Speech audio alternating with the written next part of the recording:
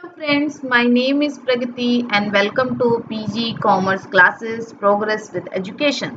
Friends, आज मैं आपको कंज्यूमर बिहेवियर में उसके अप्रोचेस को पढ़ाने वाली हूँ, जिसमें मैंने यूटिलिटी पढ़ाया था। यूटिलिटी के अप्रोचेस मतलब कार्डिनल और ऑर्डिनल, जिसमें मैं आपको फर्स्ट कार्डिनल यूटिलिटी के बारे में बताऊंगी, जो इकोनॉमिक्स से रिलेटेड है। फ्रेंड्स, उससे पहले मैं आपको बता दूं, ये चैनल नेट यूजीसी के एग्जाम पेपर फर्स्ट और सेकंड कॉमर्स के लिए है।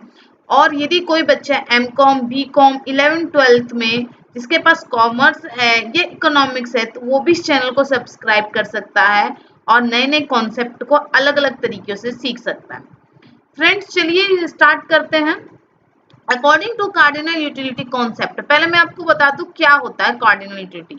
यूटिलिटी का मतलब होता है उपयोगिता, मतलब हमें किसी चीज को कंज्यूम करने से कितना सेटिस्फेक्शन मिलता है, कितना हम लोग उससे संतुष्ट हो पाते हैं। जैसे कि मैं आज आपको बता देती हूँ कि प्रैक्टिकली बता देती हूँ, आज हमारे घर छोले भटूरे बने थे, तो मुझे उसको खा के कितना सेटिस्फेक्शन मिला।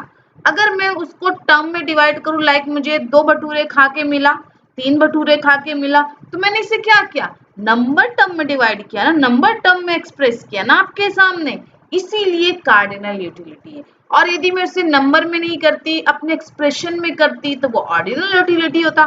फिलहाल हम कार्डिनल यूटिलिटी की बात कर रहे हैं। तो अगर अपनी उपयोगिता को, अपनी सेटिस्फेक्शन को मैं न्यूमेरिकल टर्म में बता सकती हूँ, मनी के टर्म में बता सकती हूँ, या किसी न्यूमेरिकल वैल्यू में बता सकती हूँ, तो उसे कहेंगे हम कार्डिनल यूटिलिटी। ठीक है फ्रेंड्स, चलिए पढ़ लेते हैं थोड़ा सा।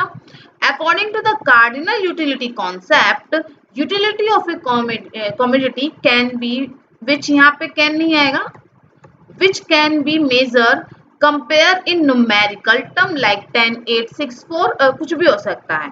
यूटिलिटी क्या है? Utility is major in term of money which is consumer to ready to pay. जिस यूटिलिटी को, जिस उपयोगिता को कोई भी कंज्यूमर पे करने के लिए रेडी हो जाता है मनी के टर्म में, उसे हम कार्डिनल यूटिलिटी कहते हैं। अब देखिए इसके अप्रोचेस क्या है। इसे किसने दिया था? इसे अल्फ्रेड मार्शल ने दिया था, और इसे न्यू क्लासिकल अप्रोच भी कहते हैं। क्लासिकल और मॉडर्न के बीच के अप्रोचेस को न्यू क्लासिकल अप्रोच कहा गया है। अब देखते हैं क्यों जरूरी है कार्डिनल यूटिलिटी के बारे में जानना। देखिए, इसके लिए हमें 2 क्वेश्चंस के आंसर देने पड़ेंगे। पहला, how does a consumer decided to optimum quantity of commodity, कि कोई कंज्यूमर कैसे डिसाइड करेगा कि उसकी जो भी वो कंज्यूम कर रहा है उसकी उतनी ही क्वांटिटी उसके लिए सेटिस्फाई होगी। जैसे कि मैं ये कैसे डिसाइड करूंगी कि जो छोले भटूरे बने हैं उसके 2 भटूरे ही मेरे लिए सेटिस्फेक्शन होंगे। तो इस बात का आंसर क्या होगा? इस बात का हमें आंसर ढूंढना है, उसे कार्डिनल यूटिलिटी कहा जाएगा, या हम कहें कि इस क्वेश्चन का आंसर ढूंढने के लिए ही कार्डिनल यूटिलिटी का यूज किया गया है। दूसरा, how does he and she allocated his her disposable income between various commodity of consumption, कि अगर मैंने छोले पे और भटूरे पे, दोनों पे कितना इनकम खर्च किया है टू सेटिस्फाई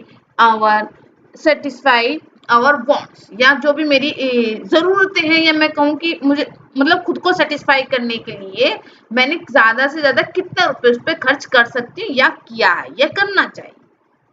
ठीक है फ्रेंड्स, और कैसे करना चाहिए, तो इसे हम बोलेंगे, इन दोनों क्वेश्चंस के आंसर ढूंढना ही कार्डिनल यूटिलिटी है। या अब चलते हैं कि मैं आपको आगे बताने वाली हूँ कि कार्डिनल यूटिलिटी में क्या क्या जरूरी है, यानी अगर ये इम्प्लीमेंटेशन हुआ तभी कार्डिनल यूटिलिटी हो सकती है।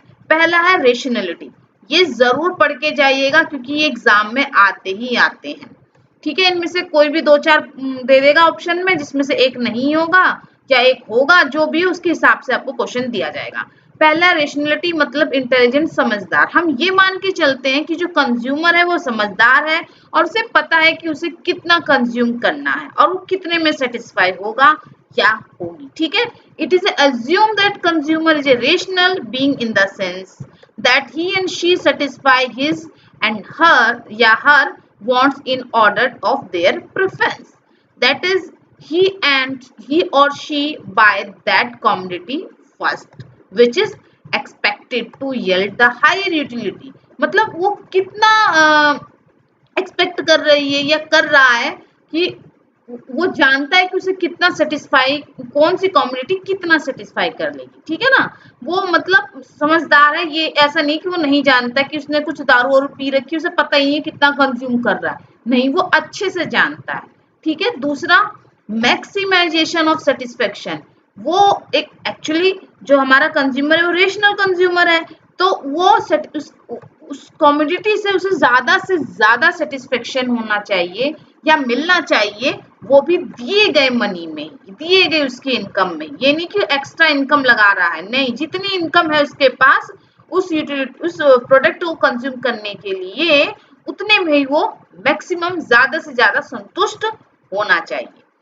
तीसरा है consumer has a limited money, वही बात है, कंज्यूमर्स के पास लिमिटेड मनी होनी चाहिए, ये नहीं किसी बस अनलिमिटेड मनी है तो भाई वो अब उसकी सेटिस्फेक्शन का क्या पता, ठीक है ना। तो ऑन द गुड्स और सर्विस, किसी भी गुड्स और सर्विस पे खर्च करने के लिए उसके पास उतना लिमिटेड मनी होना चाहिए, हम ये मान के चलेंगे।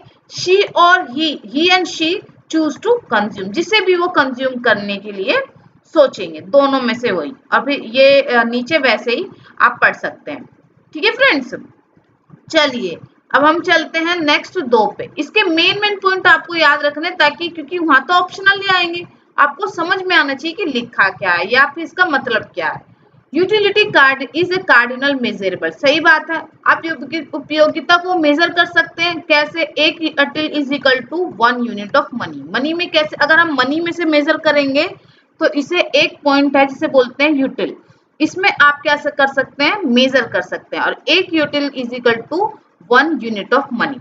चलिए ऊपर से पढ़ लेते हैं।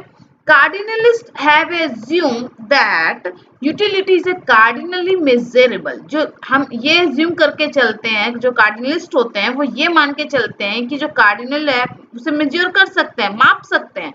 The utility of 1 unit of a commodity equal the unit of money, की एक चीज अगर एक पॉइंट की उपयोगिता, एक यूनिट की उपयोगिता किसके बराबर है, मनी की यूनिट्स के बराबर है, जिसे कंज्यूमर पे करने के लिए रेडी होता है, ठीक है फ्रेंड्स। अब चलते हैं diminishing marginal utility. Diminishing marginal utility का लॉ यहाँ पे जरूर लागू होना चाहिए। ये होता क्या है, जैसे कि मुझे छोले भटूरे की जो मेरी कैपेसिटी है या मेरे को सेटिस्फेक्शन है 2 है, फिर मैंने और कंज्यूम किया, बढ़ता गया, उसकी सक्सेस यूनिट बढ़ती गई, 2 4 6 7, मेरा मन करता गया, बढ़ता गया, एक टाइम के बाद क्या आएगा, मैं उसे खाना बंद कर दूंगी, हो सकता है वॉमिटिंग भी हो जाए, तो वो क्या होगा, एक टाइम के बाद वो कम होना शुरू हो जाएगा, तो उसे बोलेंगे diminishing marginal utility. The concentration of a commodity is a subject to the law of diminishing marginal utility.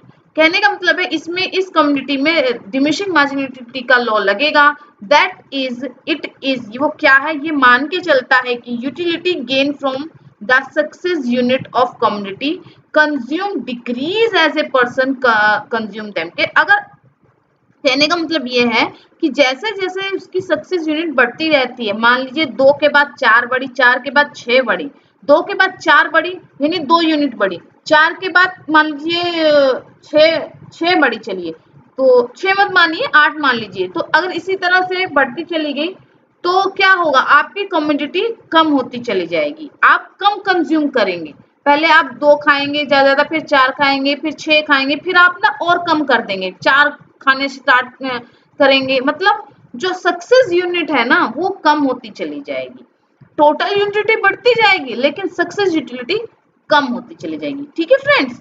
तो चलते हैं लास्ट 2 पॉइंट पे, constant marginal utility of money.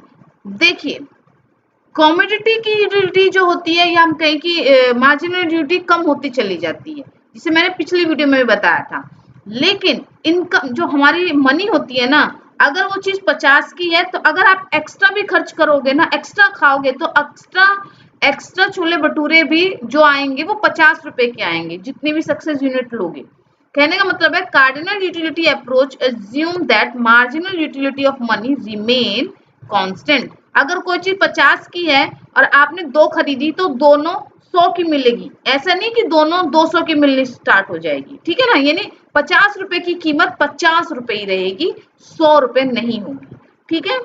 Utility is added. अब इसमें क्या होता है कार्डिनल यूटिलिटी में कि चीजें ऐड होती चली जाती है। मार्जिनल यूटिलिटी में यही तो है कि पहले आप 1 खा रहे हैं, फिर आप 4 खा रहे हैं, फिर 6, बेशक बाद में कम होती चली जाए लेकिन ये ऐड होती चली जाएंगी। ठीक है फ्रेंड्स, बस इसमें यही है कि cardinal utility approach assume that cardinal measurement utility is added. इसका मतलब ये है कि utility derived from each unit commodity and from a different commodity can be add numerically.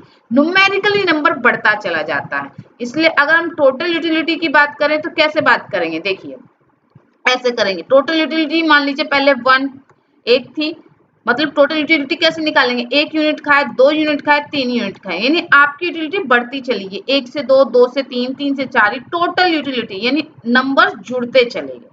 ठीक है फ्रेंड्स, ये यहीं तक हम रहने देते हैं आज, और ये पूरा है एज्यूमटेशन। आप इस सातों के सातों प्लीज लर्न कर लीजिएगा, या मैं कहूँ कि समझ लीजिएगा, क्योंकि ये जरूर आते हैं।